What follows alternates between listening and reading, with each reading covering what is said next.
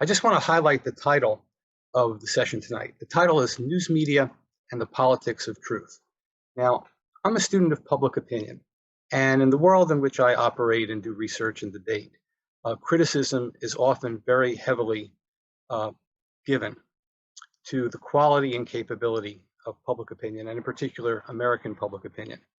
But I would argue that the quality and capability of the public is only as good as the information it gets from what I call the information environment, which consists of political leaders and a free press, and what that free press does. And that's the focus of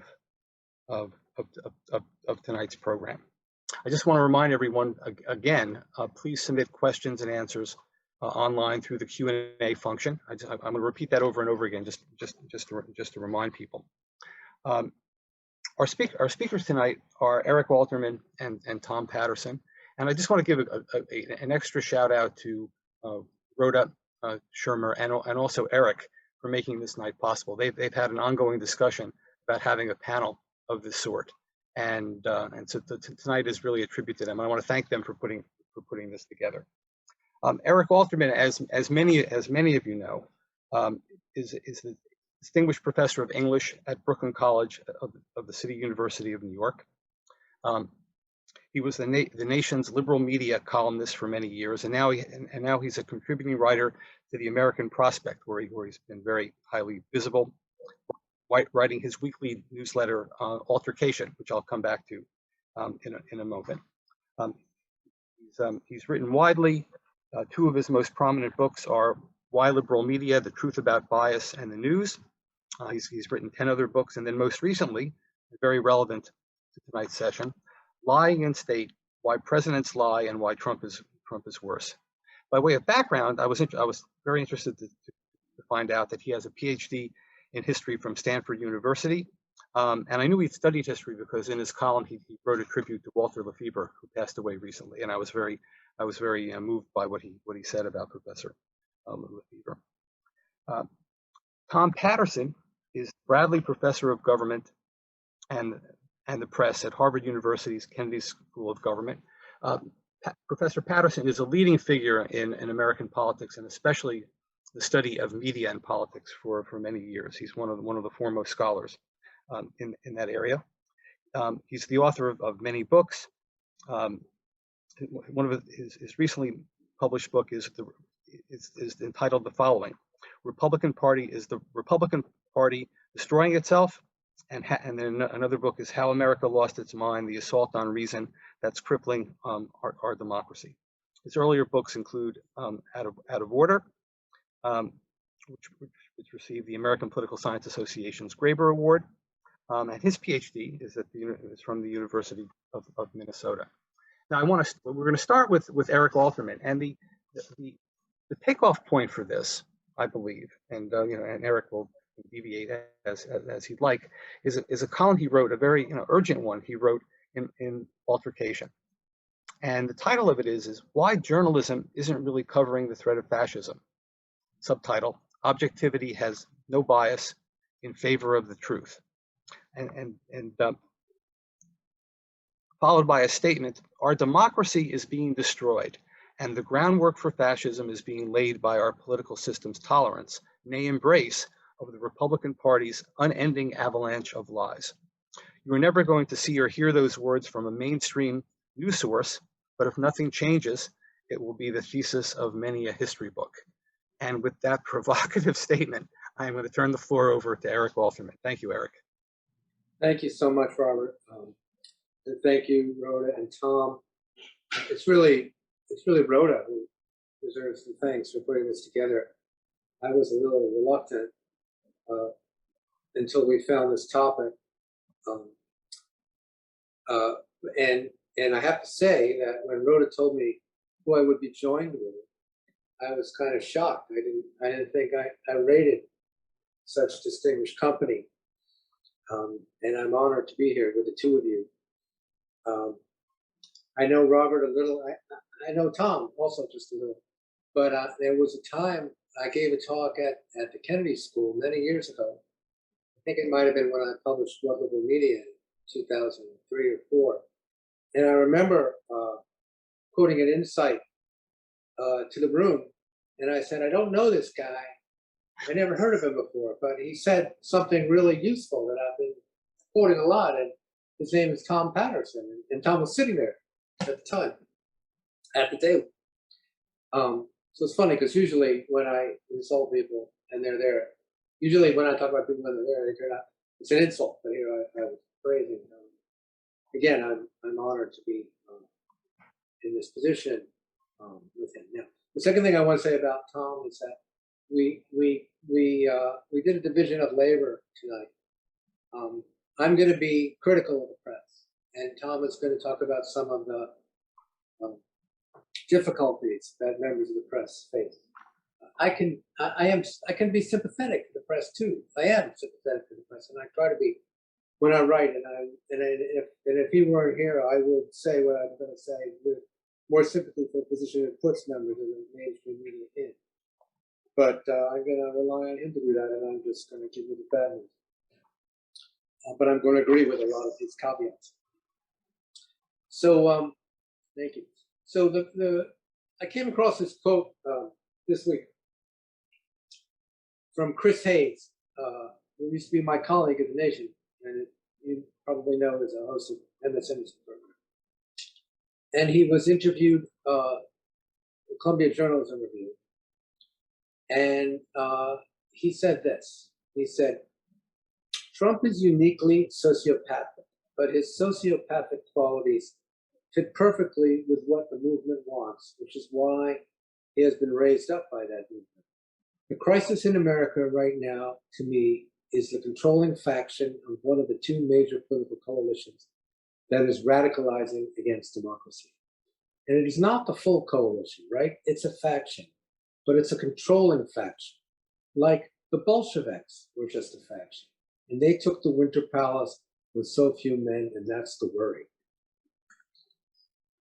So here we are, where we're in a position, as I say in most of my columns. You know, I worked at The Nation for 25 years, and every once in a while, people would talk about the threat of fascism, and I always thought that was overblown and just detrimental to the writer's credibility. But here we are, and we are facing a threat of homegrown fascism, for real. Something I never thought I would live to say. And the press, mainstream media, has played a significant role in enabling that threat of fascism to come to being. And that's what I'm going to talk about, how we got to this moment that Chris was describing, and that I keep sounding the alarm about in my weekly column and whatever else I do. And my last book, Lying in State. So I'll talk for a while, and I don't have any clocks in front of me, so please stop me. Okay? I'm asking you seriously. So the question is, where does one begin? Where does this moment, what are the origins of this moment? How do we get here in this crazy place that we're in that we never thought was possible? Even I never thought was possible, even though I've been in this left-wing magazine for 25 years. I would say the obvious place to begin is in the career, if we're talking about the press, is in the career of Joe McCarthy, Senator McCarthy, junior senator from Wisconsin. Because McCarthy had a genius for press manipulation similar to that of Donald Trump. And I consider both of them to be geniuses in press manipulation without either one being terribly intelligent. I think genius and intelligence are two different things. But McCarthy figured out that he could say because he was a senator, he could say anything at all, and the press would report it in a straightforward way. And because they wanted to be fair to the other side, they would then go to the other side and get their view and let the reader or the listener or the viewer decide who was right. So McCarthy could say, Robert Shapiro is a communist spy. And then the press would report that. And then they would go to Robert Shapiro and say, are you a communist spy? He would say, no, I'm not. And then the press would say, the next day's report or that evening's news report would say, Senator from Wisconsin says the guy is a communist spy. The guy says he is. You decide. But of course, you can't decide. This is what I mean by the problem with objectivity, journalistic objectivity, is that it has no bias in favor of truth. It simply feels willingness to give both sides. And McCarthy was a genius for exploiting this lack of bias of truth until he self-destructed eventually, after quite a while, and doing quite a lot of damage. And McCarthyism became a curse in American language. But it never really went away. Now, when Ronald Reagan became president, he had a great deal of sympathy for McCarthy. And he used some of his tactics, but Ronald Reagan had this, you always hear it described as a sunny disposition. He was a likable fellow. He was always in a good mood. He was optimistic. And he came to power at a time when the media, the mainstream media, were feeling very vulnerable because they had brought down Richard Nixon. Watergate had made heroes of the press, Bernstein and Woodward and Ben Bradley in the movies. Bernstein got to date Elizabeth Taylor. It was played by Dustin Hoffman. Woodward was played by Ronald Reagan. You really can't be any more famous than that. And then they were rather critical of Jimmy Carter, whose presidency was seen as a failure. And Bradley, when Reagan was elected, Bradley said aloud that the members of the press didn't really understand how this clownish figure could have been elected president. They were out of touch with the country, and they had to be careful because they needed to represent the country, and they were disconnected somehow. So they went deliberately easy on Reagan. And Reagan had a penchant for saying things that were completely made up. That air pollution came from plants and trees. He even told a story that he had helped liberate the concentration camps in Germany when in fact he had never left. And for a while, the media were reporting on his falsehood, but they found that people didn't care, that they liked Reagan, and that was that. And Reagan, again, you never knew what the deal was with Reagan. Like he ended up suffering from Alzheimer's, and nobody really knows when, because he kind of acted like he had Alzheimer's before he had Alzheimer's. But Newt Gingrich, when he became Speaker of the House in 1996, he weaponized this insight. And he found that he could say virtually anything at all with the idea of discrediting his opposition, and the media would report it. And again, they would go to the other side, and the other side would deny it. But the attack stuck. And Gingrich became Speaker of the House, and he used to give seminars to his fellow young congressmen that he brought in with him when he won that enormous vote in 1994, when the Republicans took the House. And this became the modus operandi for the Republican Party. And it worked. There was no pushback. The Democrats didn't know how to deal with it, and the press didn't know how to deal with it. The press still was tied to this idea of objectivity, of what I call both sidesism. They used to call it on the one handism, but that never took. So I went along with the crowd on both sides of it. And it got crazier and crazier over time. It was with Bill Clinton, we heard stories that made it into the mainstream media that he had been a murderer.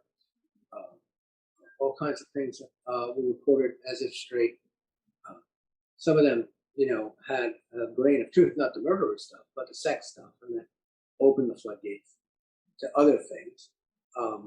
It was social media that, and Fox News that took off, first during Clinton's impeachment trial, but then under George W. Bush's presidency and the 9/11 attacks, following the 9/11 attacks. It became a very harsh kind of attack. That if you raised questions about what the president said under Bush, or what the military said, if you raised questions based on the fact that you had better evidence, your patriotism was questioned. And the media were already, again, incredibly eager to demonstrate that they were just as patriotic as anyone else. So you had these two things going on. You had the willingness to exploit the need for objective reporting, and you also had the need to show that you were not liberal, anti-patriotic, anti-American, something that the growth of the right-wing media, most prominently Fox News, but also the enormous growth of talk radio. At one point, talk radio, the singular figure of Rush Limbaugh, surpassed all of the nightly network news as a source of news during the Clinton administration. 20 something million people were listening to Rush Limbaugh. If you added up ABC, NBC, CBS, even the news, they didn't quite reach that figure. So the right-wing media not only became a very powerful force in the conversation itself, it also acted as a gravitational force for the rest of the media because it was so effective at determining the terms of discourse, number one, and also because it made so much money. Fox News began making $1 billion a year, and the other networks were profitable companies, for-profit companies, and they were jealous. They wanted some of those viewers too.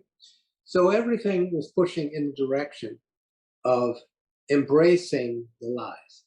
Very little was pushing in the direction of embracing the truth. Now, things went overboard. Most of the people in the country agreed.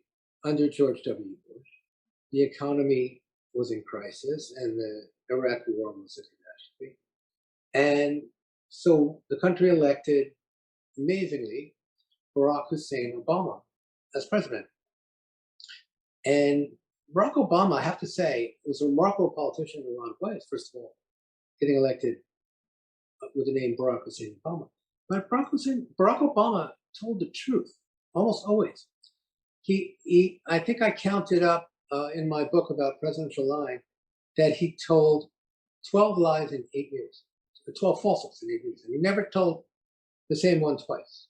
So if he found out that he had said something false, he never repeated it.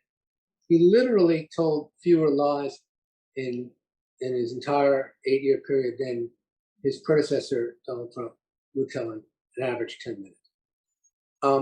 But the idea of telling the truth and telling lies, as far as the media were reporting it, it didn't really enter into the calculation. Again, the question was what the person was saying effective? Was one side being represented or not?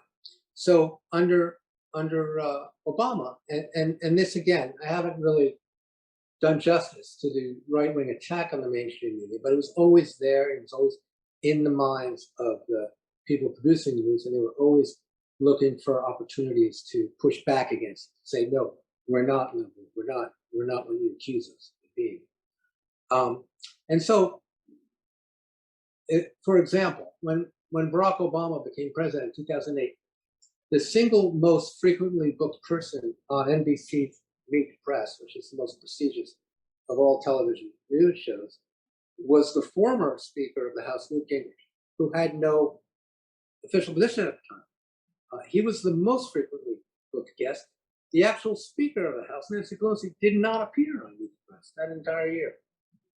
And Gingrich, you may remember, was forced out both for corruption and for his own personal life and sexual issues. And he came back and said crazier thing after crazier thing. And this did not in any way affect his attractiveness as a commentator or a guest. I had 1 minute before this talk, and I went to Lying in State, and I tried to just find an example of the kinds of things that the most frequently guest on Meet the Press, booked guest on Meet the Press was saying back then. And here's one. He quoted a cover story in Forbes by Dinesh D'Souza. Dinesh D'Souza, who was pardoned by Donald Trump after having been convicted of a felony with regard to election contribution. I'm going to read just a little bit. In September 2010, D'Souza published a cover story in Forbes, which he argued that owing to the president's relationship with his father, whom Obama had neither seen nor spoken to since age 9, the United States was now, quote, being ruled according to the dreams of a luau tribesman in the 1950s. He added that, quote, this philandering, inebriated African socialist who raged against the world for denying him the realization of his anti-colonial ambitions is now setting the nation's agenda through the reincarnation of the dreams of his son. That's who Gingrich quoted on the press, that very same analysis. Now that's nuts, okay? That's just insane. And I don't even think D'Souza believed it, much less Gingrich. But again, it got no pushback from the hosts of the show. They could have gone to Obama and said, are you, in fact, living off the dreams of your African socialist luau tribesman father? But they didn't feel, that's just too crazy. The whole thing is off the rails. Now, that was an entree to the campaign that insisted that Obama was not born in this country, that he was not a legitimate president, and that he was a Muslim, which is what opened the door to Donald Trump's presidency. Now, what laid the groundwork for this, again, was the unwillingness of the leaders of the Republican Party, John Boehner, who is today considered to be we're nostalgic for his reasonableness compared to what we have today. He would not go on the record and say that, yes, Obama had been born in the United States when asked. None of the top Republicans. They would say, it's not up to me to tell people what to believe. And the mainstream media enabled it. Now, getting to Trump, and how much time do you think I got? I can't hear you. You can take 5 more minutes on Trump if you'd like. Okay. Well, or even a little more, because it's the focus here. Okay. So the thing about Trump, there's a lot of things to say about Trump, obviously. One thing to say is that he made his living first in the world of New York real estate, where if you tell the truth, you're a chump. There's just no value at all in truth. You do the deal, and it's the buyer's business to find out what he's buying, and not from the seller. Then he made his second career, when he was completely failure in the real estate business, on TV, thanks, in fact, to Jeff Zucker, who promoted his show on NBC before he became president of CNN. And again, that show, The Apprentice and The Celebrity Apprentice, they were entirely fictional. They treated Trump's business as if it had been successful when it was a complete failure. They even had to redecorate Trump's office because it was falling apart and it looked terrible on TV. And then they also had to make sense of the thing that Trump said, because Trump didn't speak sensibly. This is all on record from the producers after the fact. So Donald Trump came to the presidency as a professional huckster who existed as a personality on TV, and a personality that had nothing whatsoever to do with who he really was or what he stood for. I mean, when he was running for president, he said a lot of things that sounded liberal, and nobody really knew what they were getting. Now, the media found Trump irresistible. Les Spoons, who was head of CBS at the time, is quoted as saying, he may not be very good for the country, but he's awfully good for CBS. And that was true of all the networks. They resisted him at first, but then they just basically gave in to him. CNN, who Trump would later call the enemy of the people and be very critical of, they hired not only Kelly McEnany, who later became Trump's press secretary, who is now on Fox, and Jeffrey Lord to represent Trump on their station. They also hired, I've always found this very significant, other people don't get as excited about it. They also hired Corey Lewandowski to be a commentator on CNN, even though at the time Lewandowski had signed a non-disparagement and non-disclosure agreement with the Trump campaign because he had just been fired as the manager of the campaign. He also punched a reporter, a female reporter, but that had nothing to do with being fired. So Lewandowski was legally enjoined by his contract from telling the truth on the air because of this non-disclosure and non-disparagement. And yet CNN didn't care. They didn't care that they were knowingly deceiving their viewers because it was more important for them to reach out to Trump viewers. And this is just one example of many, many, many examples I could give where CNN and MSNBC, certainly Fox, felt the need to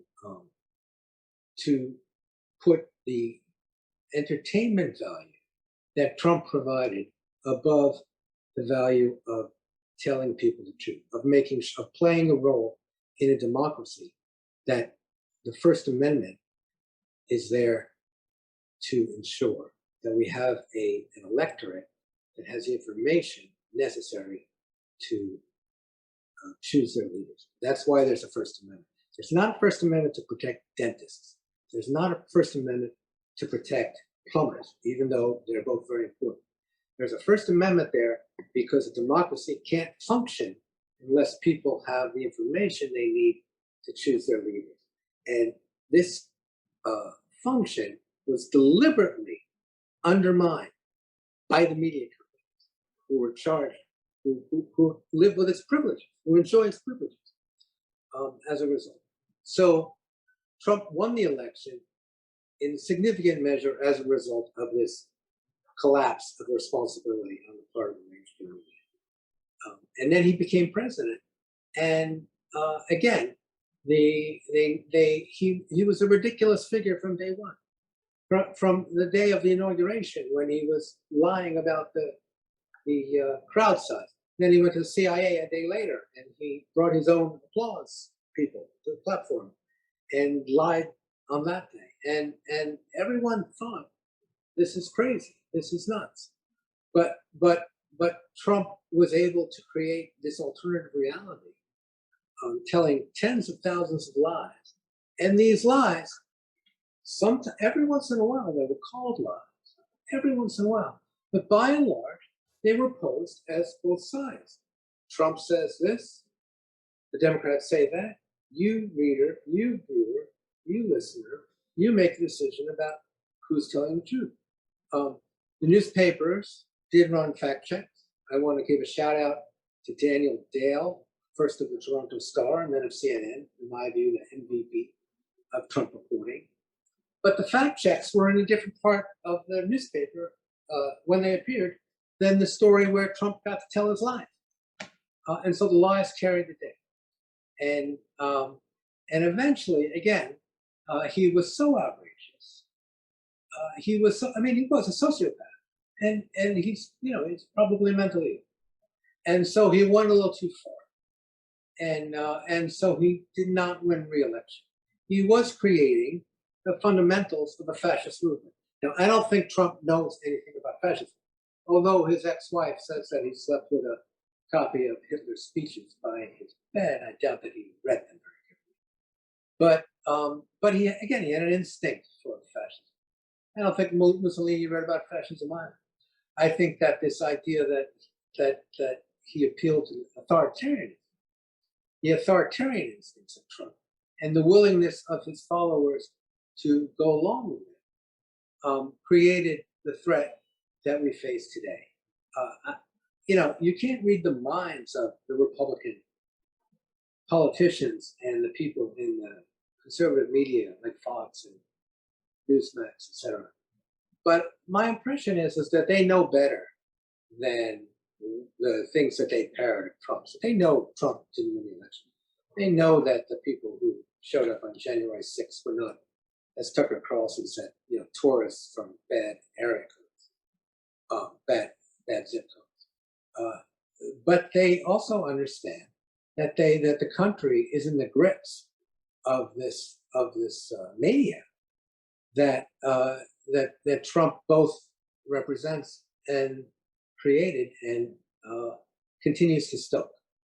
And my position is that because the mainstream media has stuck to its way of doing business that Joseph McCarthy originally showed the weaknesses of, but that has been now exploited through Reagan, through Gingrich, and through the Republican Party to go out of them on an industrial basis, that the groundwork has been laid for this movement to continue and grow and possibly grow, given the fact that they're passing laws to clamp down on voting and clamp down on information and telling people what they can teach in schools and so forth.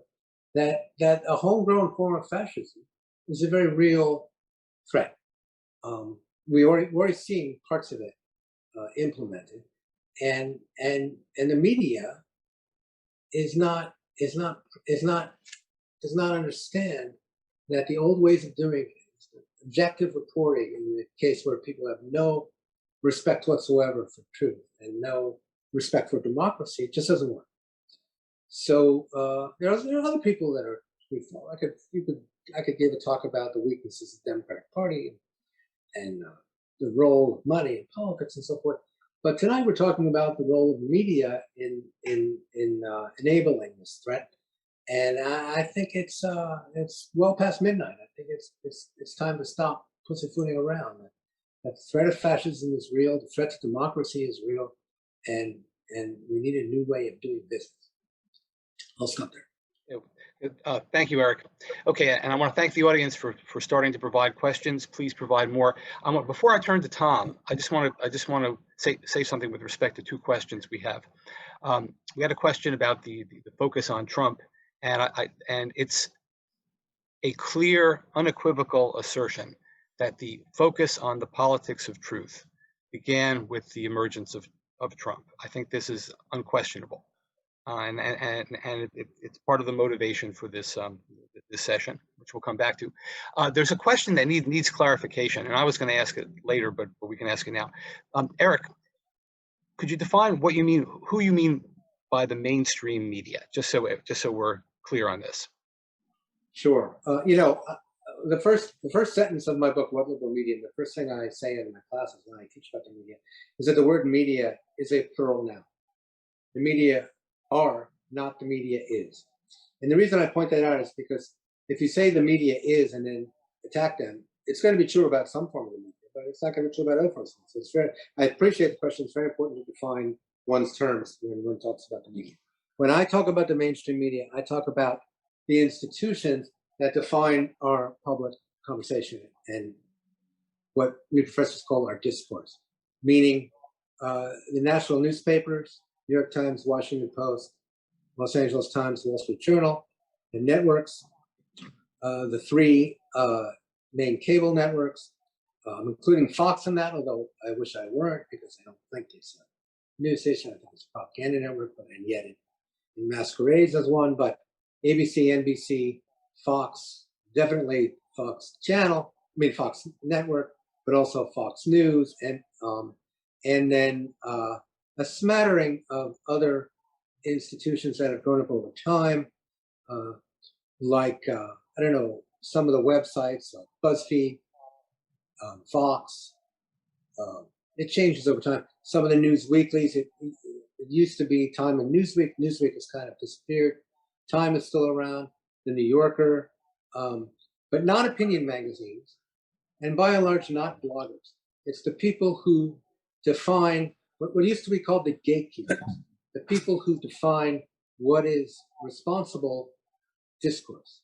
So when people try and change that responsible discourse, on the one hand, like AOC is trying to bang in with new ideas that are socialist ideas, and then considered outside of that, she's got this publication called The Intercept behind her.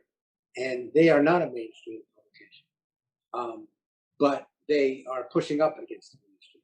And certainly on the right, Newsmax and talk radio like Limbaugh, Rush Limbaugh, those are people who are doing the same thing on the right far more effectively than has ever been done on the left. But that's another story. Okay, thank you. Tom. Professor Patterson, the floor is yours. Thank you. So I've been teaching remotely for 15 months, and I've had great internet signal during that whole period of time. And it's been breaking up in the last half hour. So I caught about 85% of what Eric said. But the reason I bring this up, Bob, Eric, if it goes bad, feel free to pull the plug on me. It won't be the first time. I'm going to change what I was going to say and really pick up on the things that Eric has been talking about. And I think I'd like to start where he started, with McCarthy.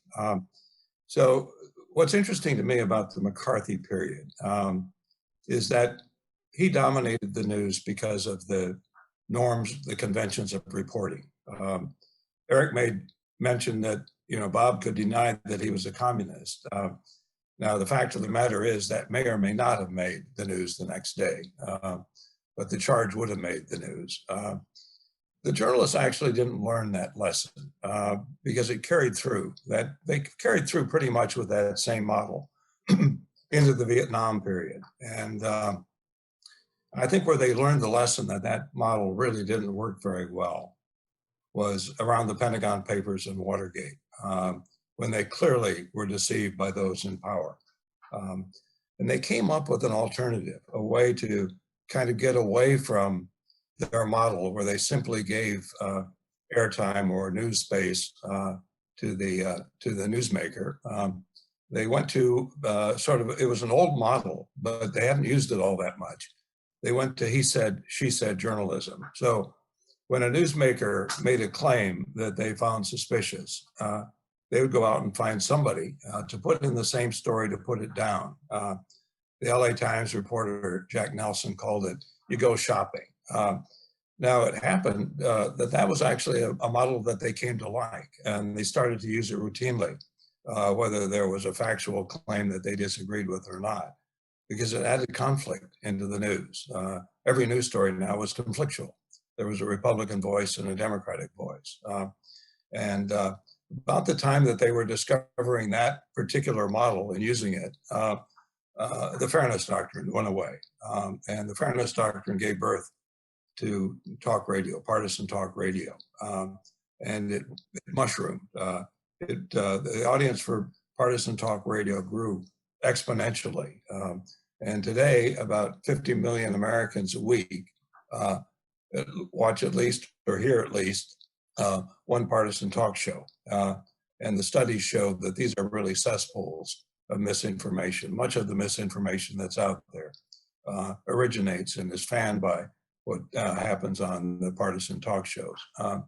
But the model began to break down, as Eric suggests, when one side of the aisle began to play pretty much fast and loose with the facts. It happened before Donald Trump. I think the first full-blown version of it occurred shortly after the Kyoto Agreement, which was negotiated by Bill Clinton, where the United States made commitments around global warming. And that was attacked from the right in a rather concerted effort. It was conservative think tanks, some large corporations, some Republican leaders, and the news media gave voice to their argument that the science around climate change was inexact. It wasn't proven, might even be wrong. There was a nice study that was done of coverage in the early 2000s that indicated that the voices against climate change got as much space in the mainstream media as those that were arguing for climate change. And then we go forward to the Affordable Care Act as another example, and death panels. And this notion that started on the right, that the Affordable Care Act contained death panels, that when you reached an advanced age and you were sickly, there was going to be a committee that basically decided whether you were going to have more access to healthcare. Well, that wasn't true, but it got a lot of attention in the mainstream press, so much so that at one point, more than half of the public believed that there were death panels as part of the Affordable Care Act. That lie was designed to defeat the Affordable Care Act. It originated during the legislative process. It was an attempt to undermine public support for the Affordable Care Act. And yet the media, with their he said, she said, their two-sided coverage, gave a lot of attention to that particular side of the argument without putting it down. And then you had the birther controversy of whether Barack Obama was born in the United States or not. And despite the clear evidence, who was fanning that story? Well, it was the mainstream media. It was good press. And then we come to the 2016 election. And I did a study of the 2016 election that looked at the amount of coverage that the two candidates received. And in fact, it went back to the pre-primary period. And for every week, but 1 week in the 2016 election, after he announced his candidacy, Donald Trump got the most news coverage. The only week that was an exception was the week of the Democratic National Convention, when Hillary Clinton got more coverage than did Donald Trump. And I think that points out one other thing about the news media. This is a twin institution. This is an institution that we look to for public information. But this is also an institution that's driven by an economic imperative, the need to attract an audience. And clearly, Donald Trump was an audience magnet. And all you have to do to know that is to look at the fall off of some of the audiences since Donald Trump left the presidency, and we now have Joe Biden in that position. But what was happening here during the 2016 campaign, as earlier, was that this model of reporting, where you give voice to both sides, was breaking down. The Atlantic Exchange Fellows called that false equivalencies.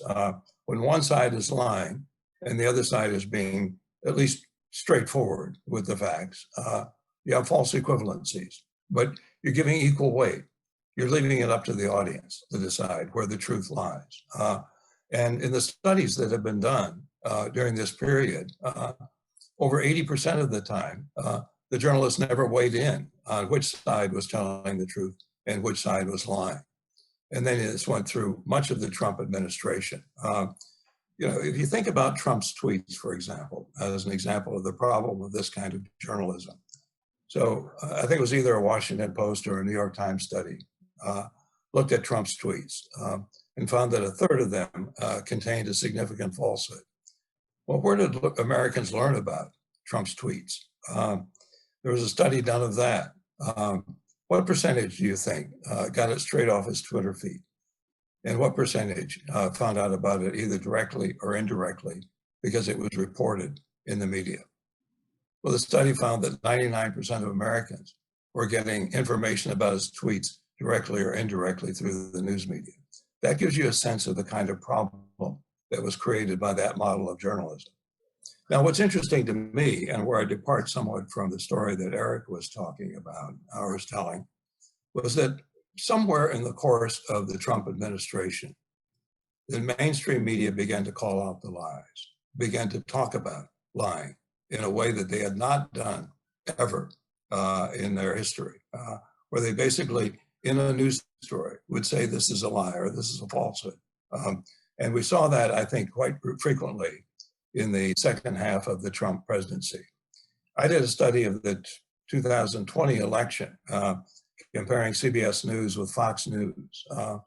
As it happened, CBS News was actually more favorable to Biden than Fox News was to Trump. And one reason for that was they continually called out Trump for his falsehoods, and they did so explicitly, not implicitly.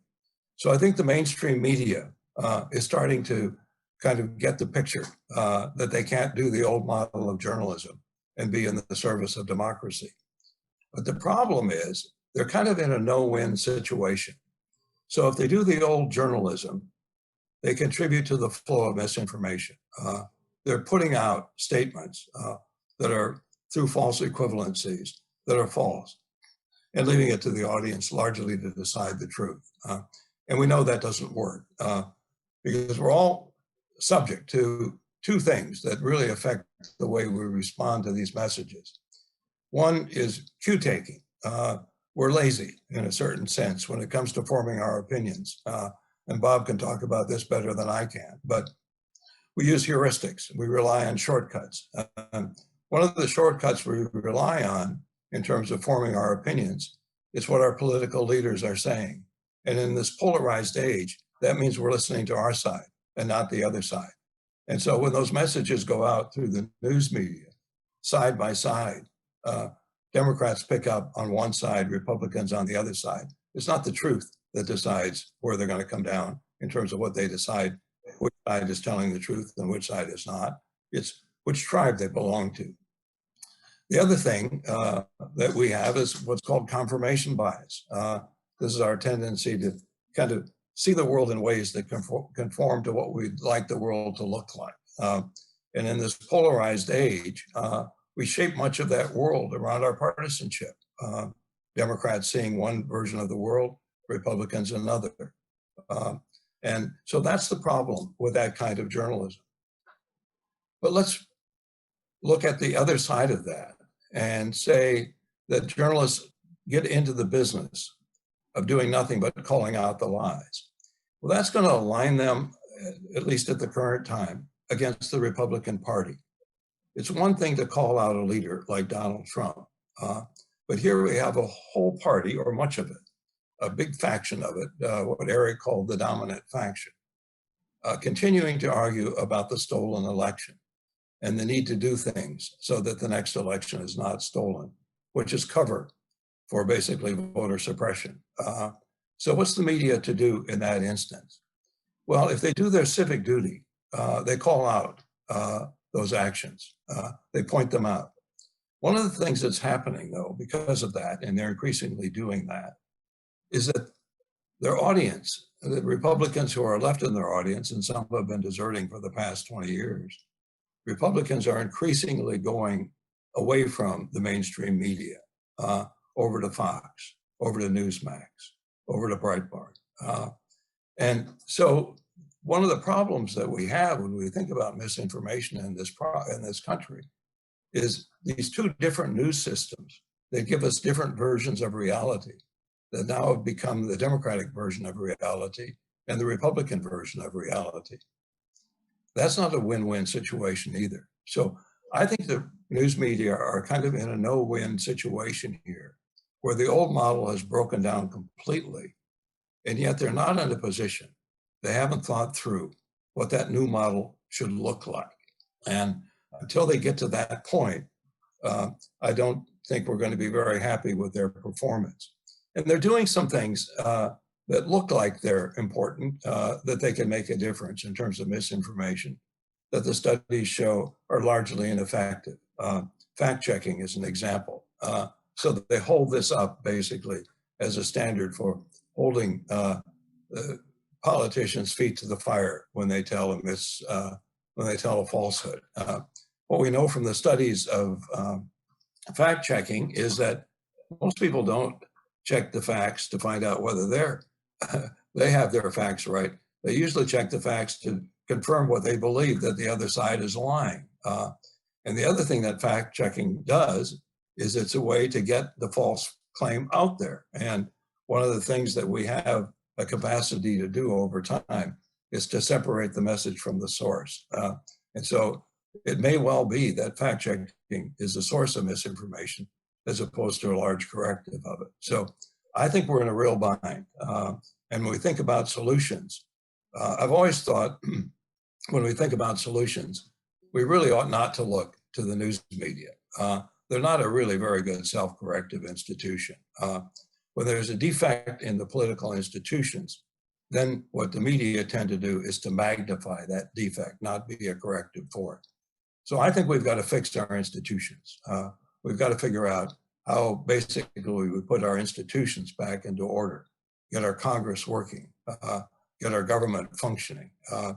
If we can do that, and I think there is a way to do it, but that's a long story that we won't have time for tonight, and it takes us away from the news media.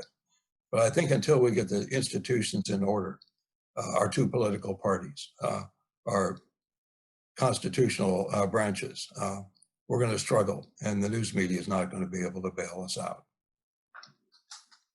Thank you very much, Tom.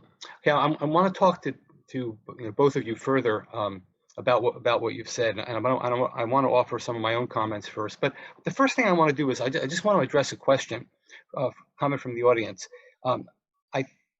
just to clarify, I mean, my interpretation of the important part of what Eric has said is that the purpose here isn't for liberal criticism of Fox News.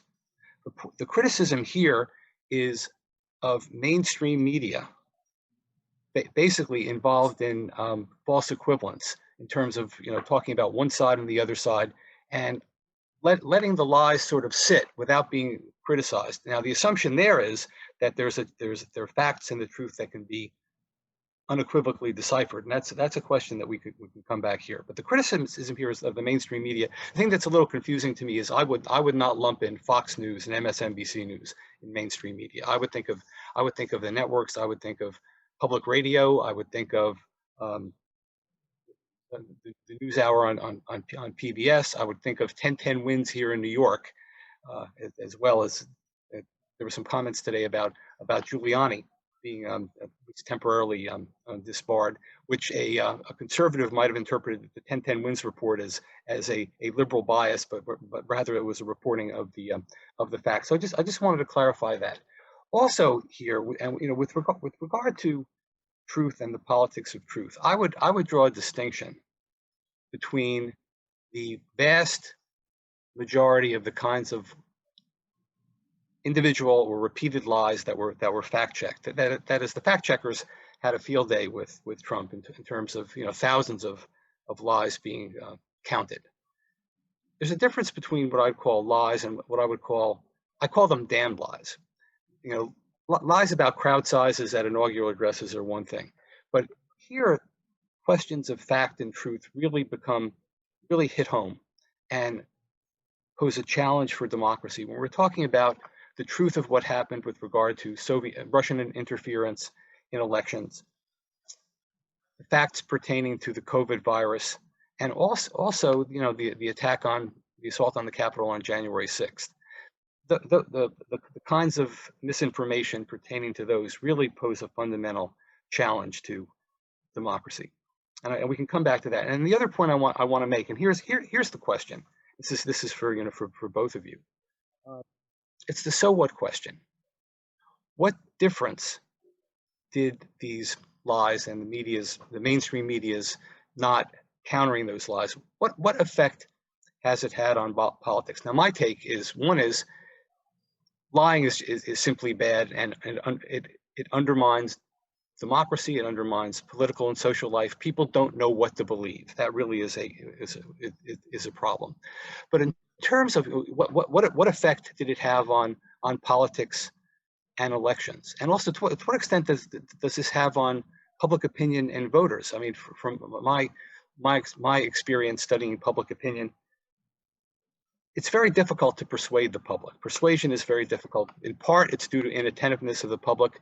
The other part of it is people have their own priors, and there's confirmation bias at work, and people are pretty much maintain their positions. And my take on what happened was my sense is, I agree with Tom. I thought the mainstream press did take on the lies very directly, much more so than I would have expected, given the norms of the press. And I think the ultimate effect, and I'll get your reactions. I think the ultimate effect on the 2020 election, we had a very heated election in 2020. The difference it might have made in that election is it may have led to Biden doing a little bit better among white voters, just enough to make a difference in the election outcome. In that election, the thing to keep in mind there, the thing that was extraordinary about that election is the Republican base expanded enormously from 2016. So there's something more going on there than Trump and the Republicans and lies. There's some underlying motivations that voters had that was much more important and substantive than debates about truth and lies. And what that mainstream media's countering of those lies, the effect it might have had is that it may have helped turn a small number of white voters in key states to turn the election.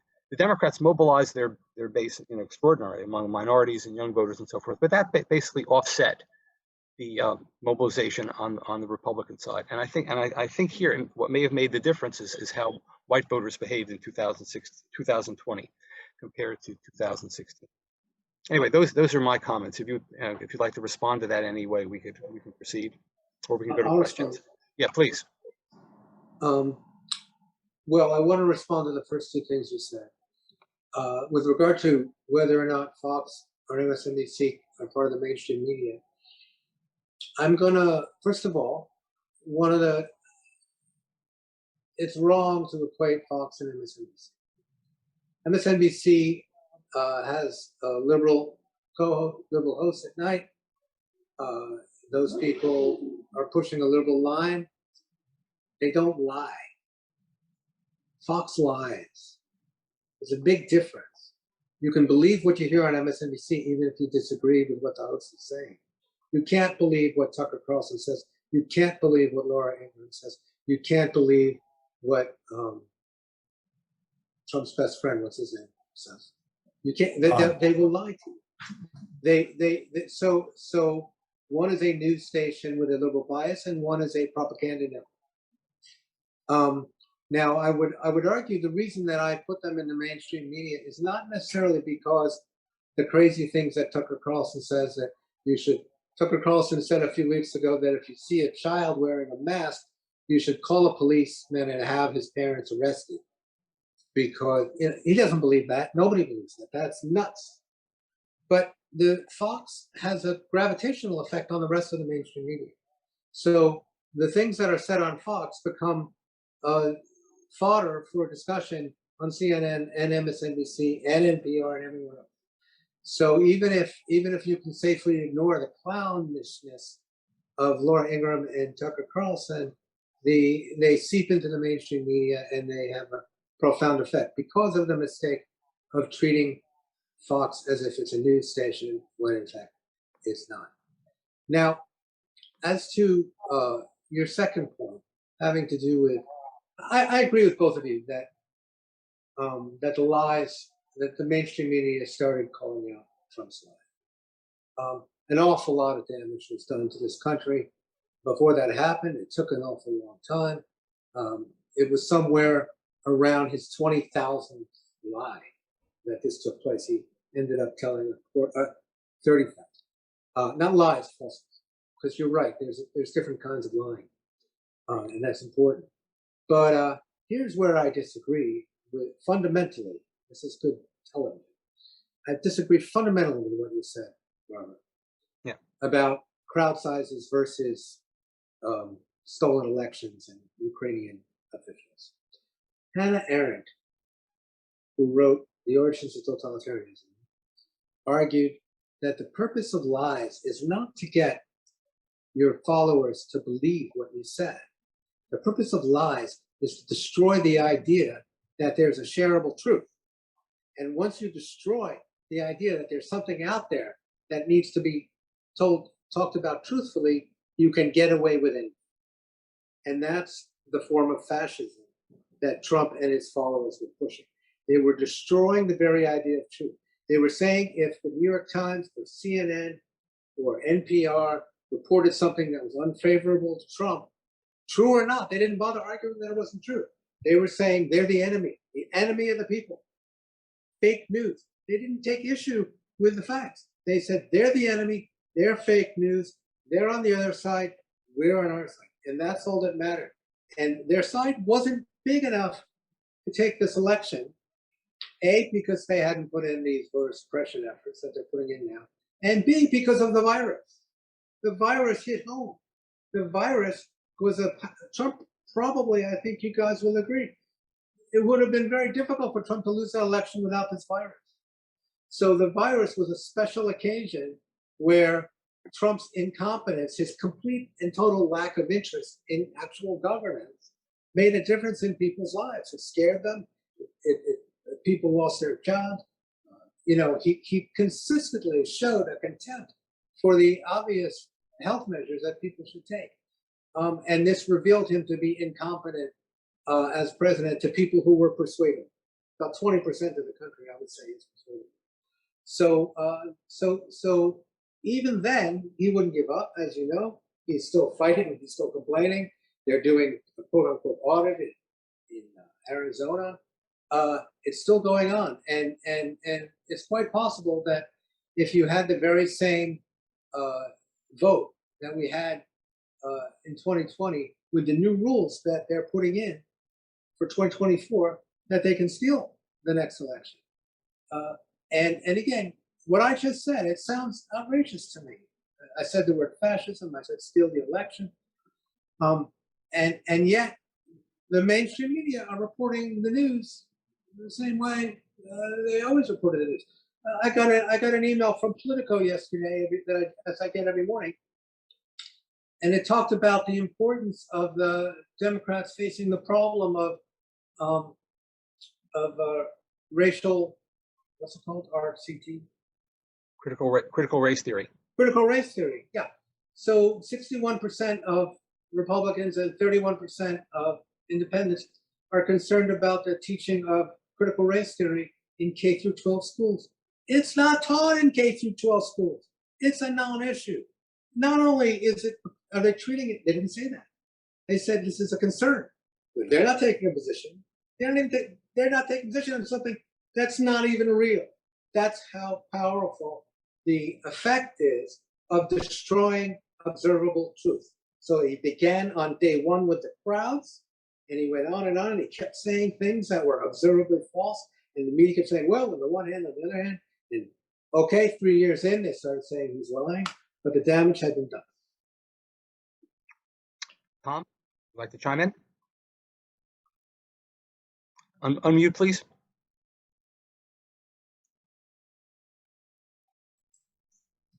So let me pick up on a question that you asked, Bob, that I think Eric covered some of the points very well. You asked about whether this makes a difference. And I think we have pretty clear evidence that it does.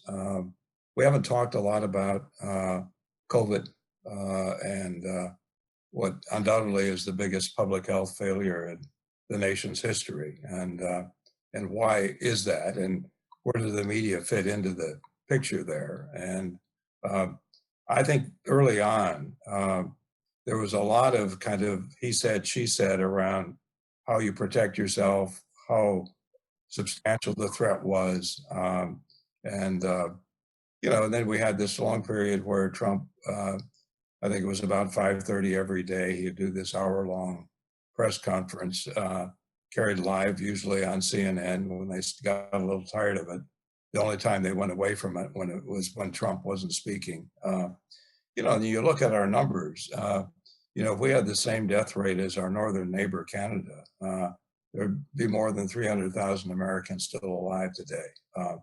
And we're still seeing that problem with the take up in the vaccines. We're kind of nearing the ceiling.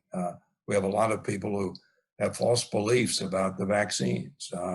Now, most of that actually isn't coming from the mainstream media, but they actually end up being a megaphone for many of the things that Eric is talking about. So when they play off of Fox, they think they're pushing back on Fox, but they are pushing back.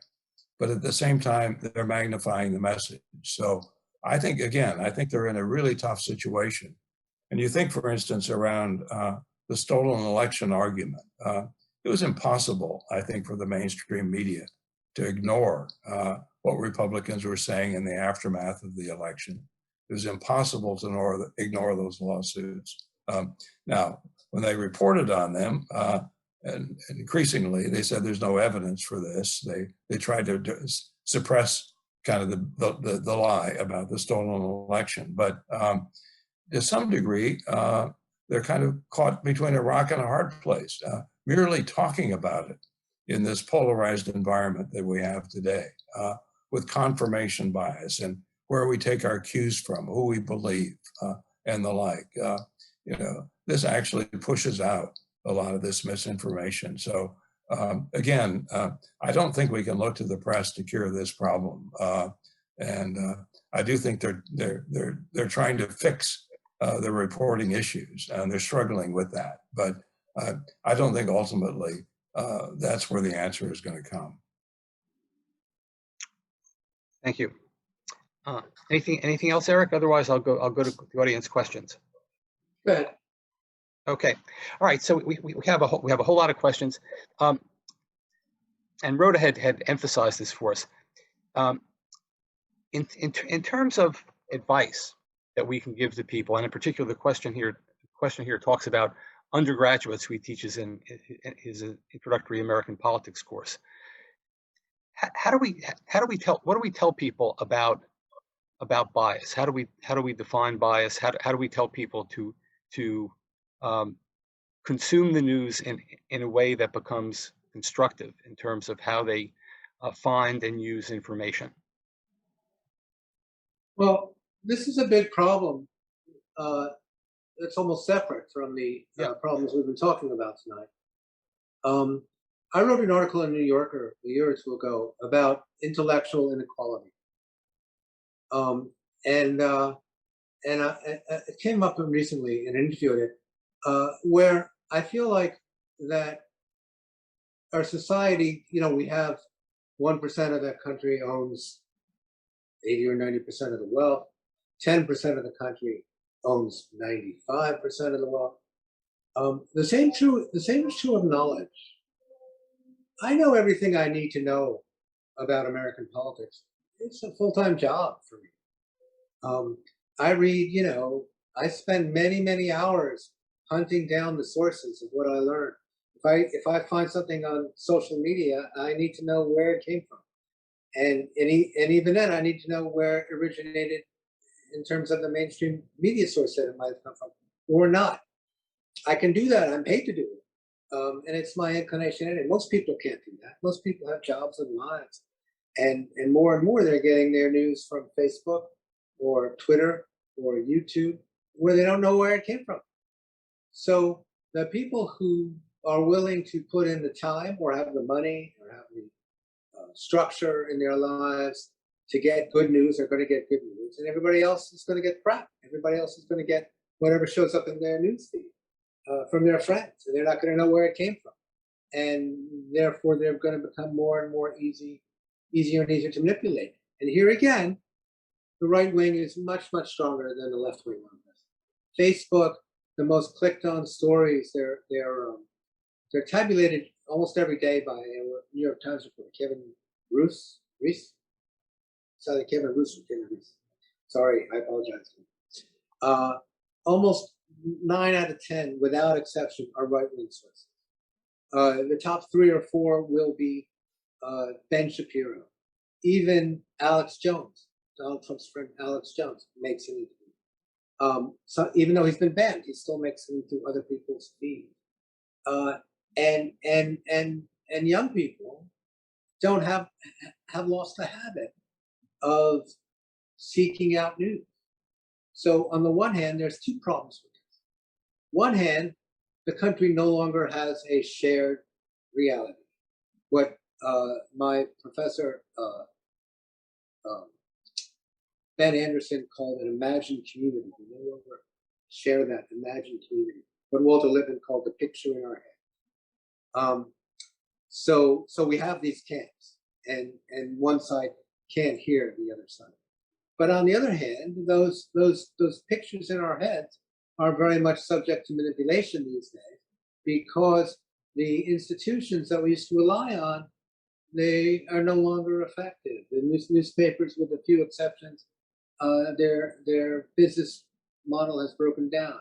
People don't watch network news anymore.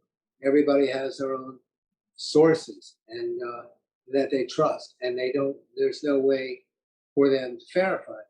Now, the one thing I tried, this came from undergraduates. I teach undergraduates at Brooklyn College, very proud to. The one thing I teach in my classes is critical thinking. Because I said, you're not going to remember anything I actually say to you fact-wise. Maybe you remember some weird thing. I remember from my 9th grade history class that Rome was overrun by Theodoric of Ostrogoth, but I don't really remember much else. But I know how to figure out what's true and what's not based on where it's coming from, what the footnote would be. And that's what I try and teach my students, and that's what I wish we did a lot more of in our education system. It's not political to do that. It's you can do that and be a conservative, but you can't do that and respect lies the same way you respect. I'll say truth. Truth is different than facts. Truth is more complicated and it takes more work, but living in truth is what's most important of being a human being. Tom? Yeah, I think the question really is about bias, and I do think that would take us into a quite different realm. But I'd make a couple of distinctions here. I would distinguish between misinformation and disinformation. I think what we're really concerned about is disinformation, which are deliberate falsehoods meant to deceive and have a purpose behind them. And I think the stolen election is an example of that. Misinformation includes disinformation, but you know, a lot of people hold false beliefs and believe they're in fact true. That's misinformation. It's when you know they're false and you're disseminating them for a particular purpose. That's disinformation. Bob made a point earlier about kind of the fuzziness of facts, and you know, probably the category of facts is actually, when it comes to politics, is a fairly narrow category. Those things that are absolutely verifiable, right, and or nearly so. And I put the election in that category because we had nearly 100 lawsuits challenging the election, and they all went down. We had 50 secretaries of state, most of them Republicans, certifying the accuracy of their state votes. To me, that's a fact. But there are lots of things that aren't fact that we sometimes confuse. The question of whether we should be getting out of Afghanistan and how you understand Afghanistan. That is not a fact in the sense that we're talking about here. You can honestly have different opinions about that. Whether you can honestly have different opinions about whether this election was stolen, if you're willing to confront the evidence, that's a quite different matter. Yeah. The question about bias is a complicated one, because the way I think about bias is, when people ask me about it, is I kind of turn it around and ask, well, what is unbiased? Now, in science and statistics, unbiased, something that's unbiased is supposed to be the best available approximation of the truth, so to speak. But in thinking about, for example, in talking about bias coverage of what we should do in Afghanistan, does that mean giving equal time to both sides, or should we give more time to the side that is more predominant in society, which may be difficult to interpret? And in terms of how people should figure these things out, and my response to the professor asking the question is, you need to tell students to basically get a handle on what's unbiased, and to get a handle on what could possibly pass for the facts and truth. You need to go to multiple information sources and see where the evidence lies. And I think your use of the word evidence here is very important, Tom. You know, Bob, one of the things yes, please. One of the things that drives me craziest about Fox News, the same way I hate Facebook for ruining the word friend, I hate Fox News for ruining the words fair and balanced. Because facts only get you so far. I could tell you a whole bunch of facts about Afghanistan that would be completely inconsistent with what I believe to be the truth, ultimate truth about Afghanistan. I think the job of the journalist should be to figure out what the truth is, to be fair.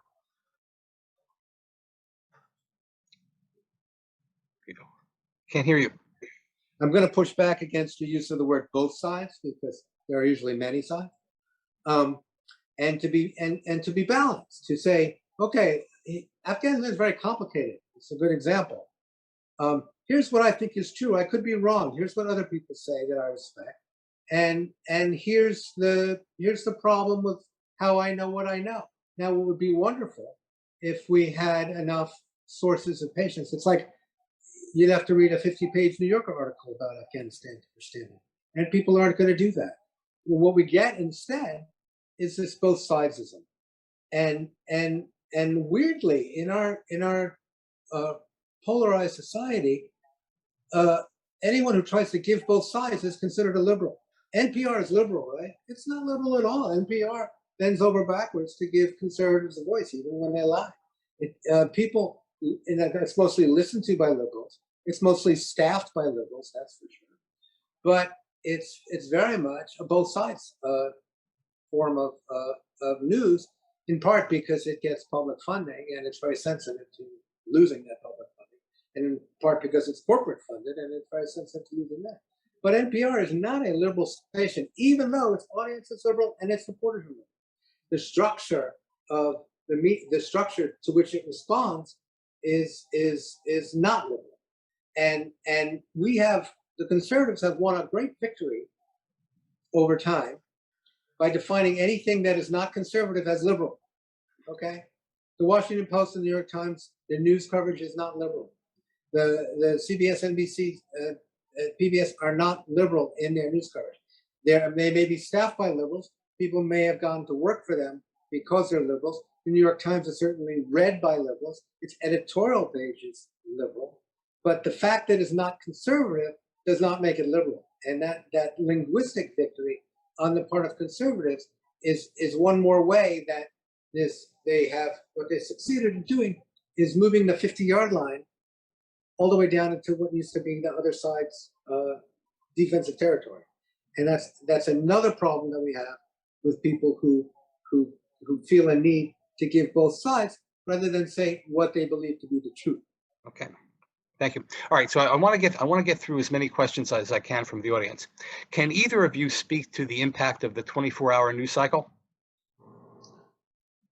Tom, why don't you go ahead? I'll talk quite a bit. Well, it certainly was the case early on where, the idea was that this was going to be terrific news on demand, and the news cycle in some ways killed the news hour.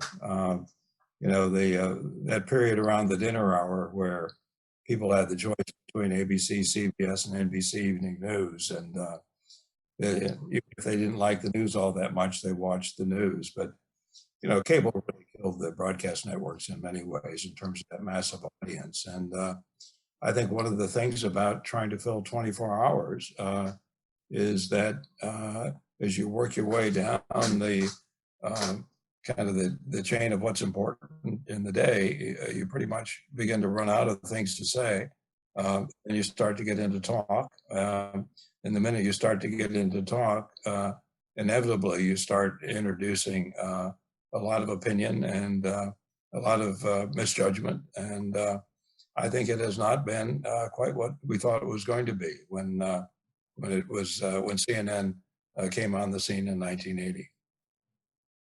Thank you. Okay, so since both of you talked about McCarthy, we have a question. Perhaps you can answer, or perhaps we can move on. But do you think the public in the McCarthy period was as uninformed as the public now? That's the way the question was framed. Very quickly, I'd say the public was not as well informed as it is now, and not nearly as misinformed as it is now. Tom, anything? I think they were not as misinformed as they are now. I think we've reached a level of misinformation that may be unprecedented. I think accurate information was more widely spread than it is at the moment, but certainly the really well informed, they were fewer in number back then. But you go and look at those polls, but again, you have to put this in the context of the early period of the Cold War. There was a lot of support for McCarthy at the public level early on, and a lot of people believe those claims. And it was one of the reasons why it took a while before McCarthy was brought down, because there was public support for McCarthyism. And the same thing I think is true of what's going on right now. The level of public support for some of these ideas means they're going to be really hard to bring down. It's going to take time to correct some of these imbalances. Okay. All right. So, question. Long before Trump, Professor Neil Postman warned that we were amusing ourselves to death from news as entertainment. Has this changed? I like this question. That's a great book. I used to teach that book. And I think it probably still holds up, though I haven't read it in quite a while. Absolutely. You know, one of the problems with the coverage of Trump's impeachment, even the front page cover in the New York Times, which I spent a lot of time on in my book, Lying in State, is that it was covered as theater. People were very bored with Robert Mueller's testimony. It was a big letdown, and it was covered that way. The fact that he was describing, and others were describing clearly crimes that had been committed, totally contradicting what Attorney General Barr had said, was treated as secondary to the fact that the big buildup had been insufficiently dramatic. Also, it was, again, very much, if you treat politics as theater, you don't have to bother verifying what people say. You can do it in terms of he was more dramatic, he was less dramatic. And Trump was the genius at creating politics as theater. So I think Neil Postman, what he was talking about has been trumped, so to speak, literally and figuratively. And we're in a much worse situation. And I would agree with what Tom said about the role of the 24-hour news cycle in creating this unnecessary drama that isn't really there. You know, while Tom was talking, it reminded me of a story from 2010. I'm sorry to take up more time, but I think it's relevant. It has to do both with the role of 24 hours and with the detrimental role that Fox plays in allowing our governance to take place. You may or may not remember an episode where a woman named Shirley Sherrod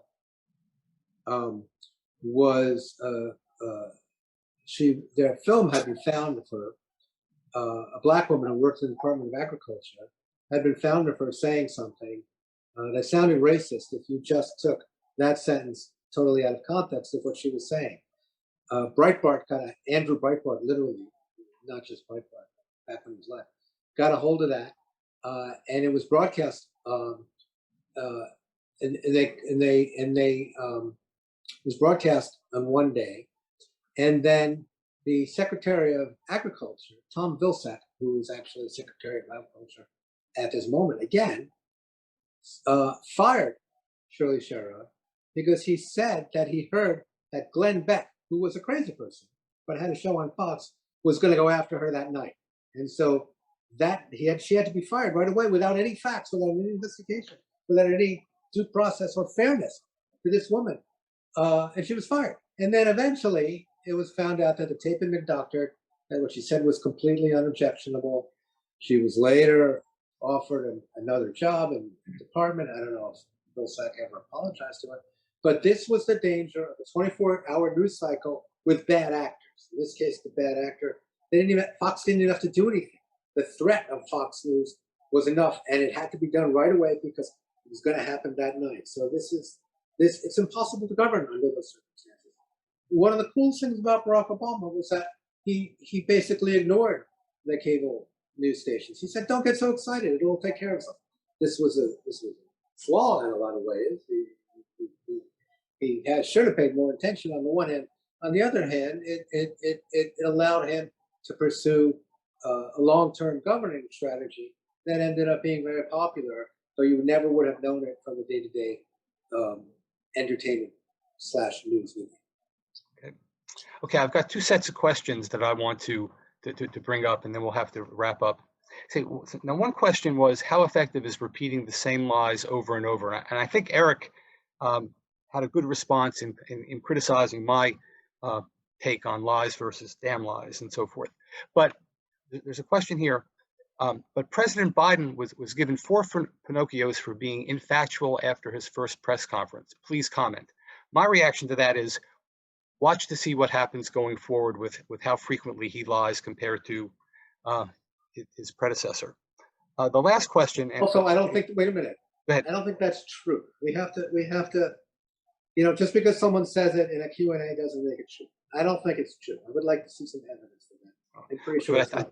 Okay, but I think here the key is evidence for this and for anything else that happens. Okay, so I've got two. There are 2 questions here that I'm going to combine into one.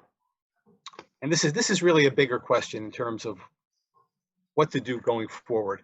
both about the issues raised here and also in the context of this kind of extremely polarized politics that we have today.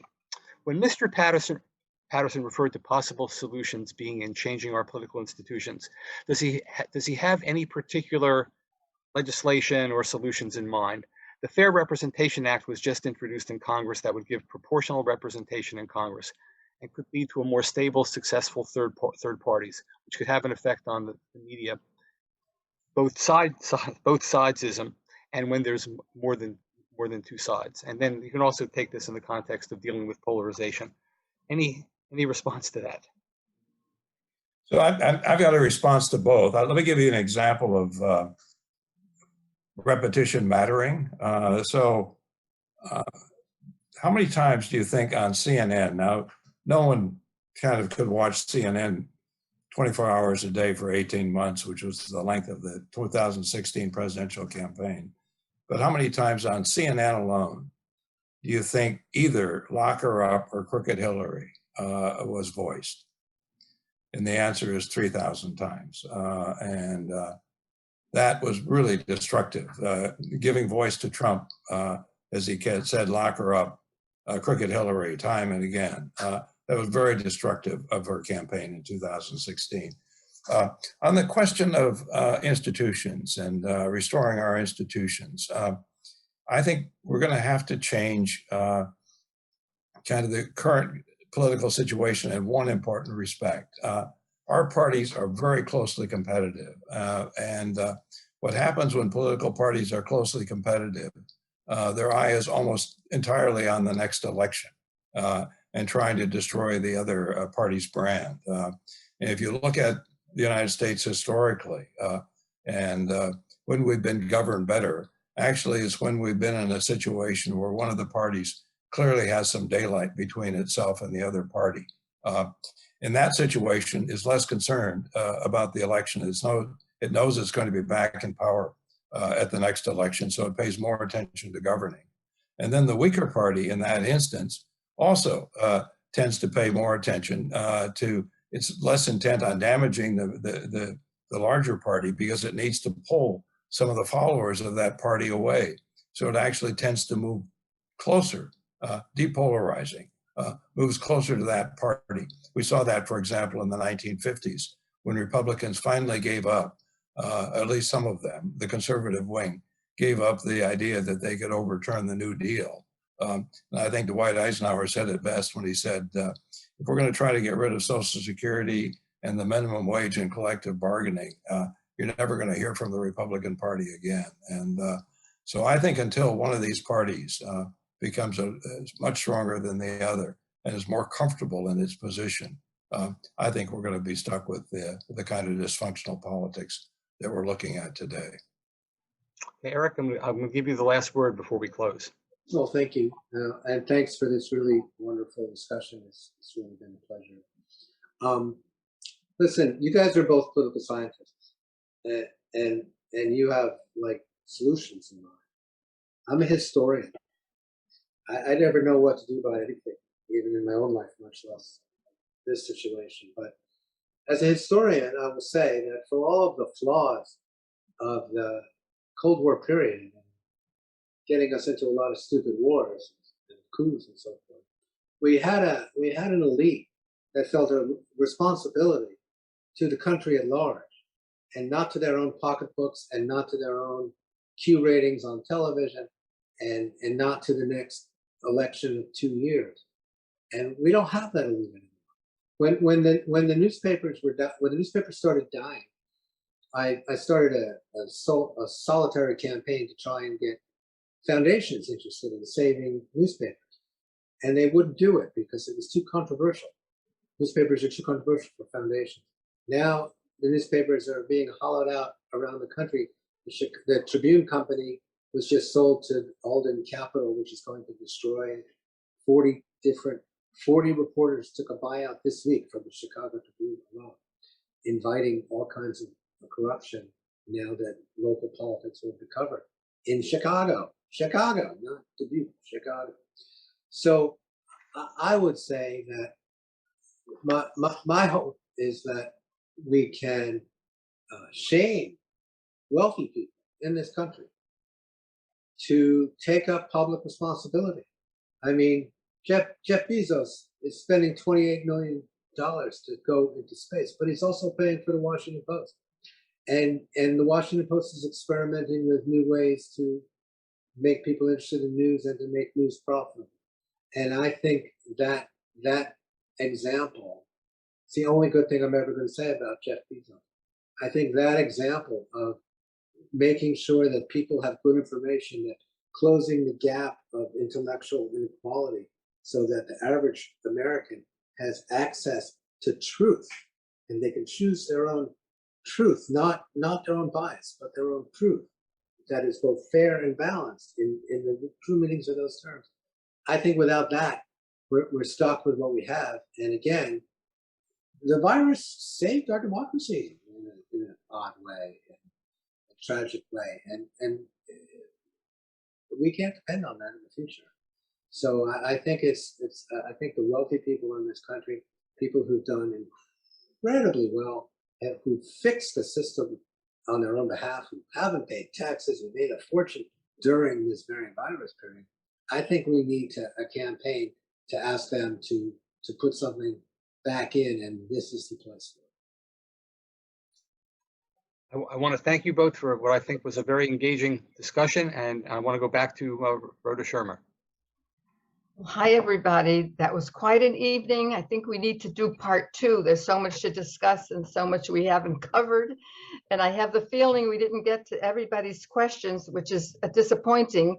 But if we didn't, we will make an effort to get the unanswered questions addressed and provide answers in our next newsletter. So stay tuned for that.